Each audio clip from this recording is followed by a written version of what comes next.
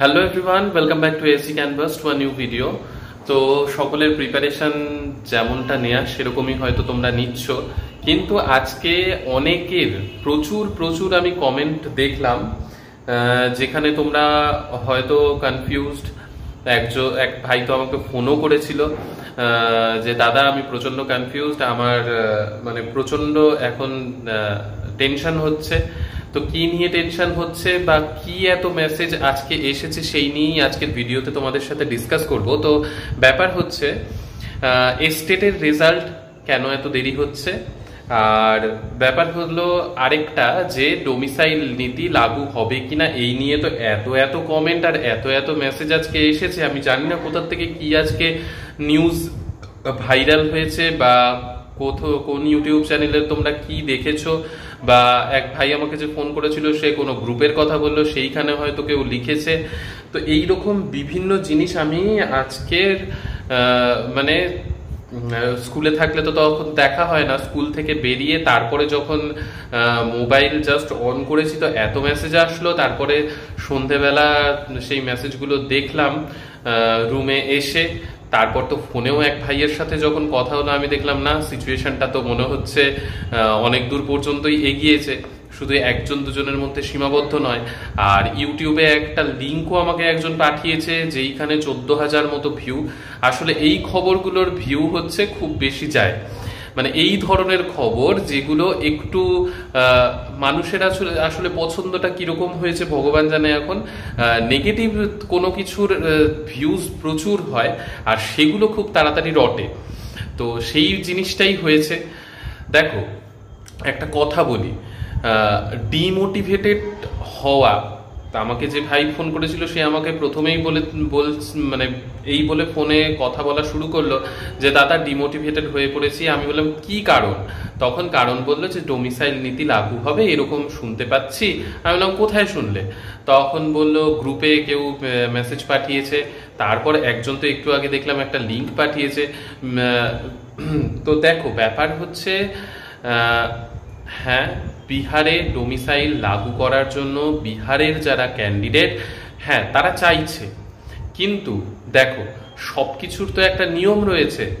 Domicile বলতে 100% domicile যেটা সেটা আপাতত লাগু করার কথা সরকার ভাবছে না, বা সরকার এই নিয়ে মানে খুব বেশি দূর এগোচ্ছে না। মানে দেখো 10%, 15% বা 20% যাই হোক না কেন আদার স্টেট ক্যান্ডিডেটদের সুযোগ দেওয়ার কথা এখনো পর্যন্ত ভেবে রাখা হয়েছে। এবার এই যে তোমরা বিভিন্ন টাইপের খবর দেখে, বা আরেকটা জিনিস আমি দেখলাম অনেকে বিভিন্ন ধরনের হোয়াটসঅ্যাপ গ্রুপ, এই গ্রুপ ওই গ্রুপ আমি জানি না, বা আমার বলাটা ঠিক হবে কিনা সেটাও আমি জানি না, কিন্তু আমি এটা বিশ্বাস করি যে দেখো সকলের মত নিয়ে তুমি চলতে পারবে না। তোমার নিজের মাথা খাটিয়ে কিছু জিনিস করতে হবে যেটা তোমার নিজের ভালোর জন্য, ঠিক আছে? এবার এটাকে তোমরা যদি জ্ঞান দেওয়া ভাবো জ্ঞান দেয়া, বা যাই খুশি ভাবো, কিন্তু এটা আমি নিজের লাইফে অ্যাপ্লাই করি তাই তোমাদের সাথে আজকে শেয়ার করলাম। দেখো বিভিন্ন রকমের গ্রুপে বিভিন্ন রকমের কথা হতে পারে। এবার তোমরা এই বিহারের চাকরির পরীক্ষা দিতে আসার জন্য যে এত গ্রুপে জয়েন হয়েছো আজকে অনেকের কাছে জানতে পারলাম। তো দেখো গ্রুপে একটা কথা বলি, তোমাকে পেছন দিকে টানার কিন্তু লোকের অভাব নেই, পেছন দিকে তোমাকে অনেকেই টানবে, কিন্তু সামনে এগিয়ে যাওয়ার রাস্তাটা তোমাকে নিজেকেই তৈরি করতে হবে।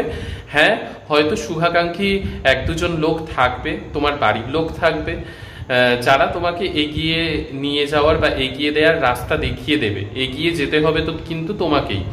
তো তাই এই যে বিভিন্ন রকমের group, WhatsApp group, Telegram group, হাজারো রকমের গ্রুপে এই যে তোমরা যুক্ত হয়ে বিভিন্ন টাইপের একটুতেই ডিমোটিভেটেড হয়ে যাও, কোনো নিউজ যেগুলো স্পেশালি মানে কি বলবো সামান্য কোনো কিছুর একটা ক্লিপ সেটাকে নিয়ে ভাইরাল করে দেয়া, বা নেগেটিভ কোনো জিনিস সেগুলোতে তোমরা যে ডিমোটিভেটেড হয়ে যাও, তো এত তাড়াতাড়ি ডিমোটিভেটেড হয়েও না।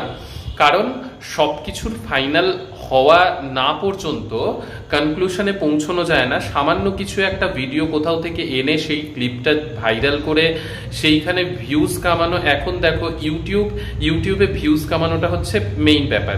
তো বিভিন্ন জায়গায় বিভিন্ন রকমের উল্টোপাল্টা অনেক কিছু দেখতে পারবে, কিন্তু সেগুলোর সত্যতা তোমাকে যাচাই করতে হবে বা একটু তোমাকে বুদ্ধি কাটাতে হবে। প্রথমে আমি বলবো যে কোনো এক্সামের জন্য ডিমোটিভেটেড যদি হও, বারবার করে তোমাকে কিন্তু আবার প্রথম থেকে শুরু করতে হবে। তো ডিমোটিভেটেড না হয়ে তুমি লক্ষ্য স্থির করে নাও যে পরীক্ষাটা আমাকে দিতে হবে, তারপর পরবর্তীতে কি হবে সেটা জানানোর দায়িত্ব আমার আছে।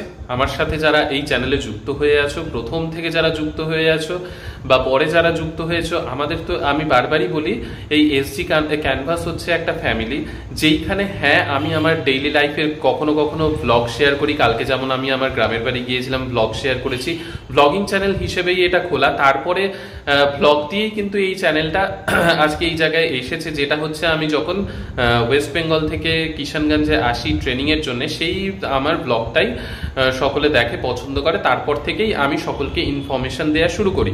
তো এই হচ্ছে ব্যাপার। তো আমি সবসময় একটাই কথা বলবো, ডিমোটিভেটেড না হয়ে মোটিভেটেড হয়ে থাকো। ফাইনাল কি হচ্ছে না হচ্ছে সেগুলো আমি অবশ্যই তোমাদেরকে তো জানিয়েই দিই বা জানাবো। ডিমোটিভেটেড একদম হয়েও না, ভালোভাবে প্রিপারেশন নিতে থাকো। প্রিপারেশন নেওয়াটাই একমাত্র তোমাদের হাতে, বাকি কিছুই তোমাদের হাতে নেই। তোমরা হাজার কিছু ভেবেও কিছু হবে না।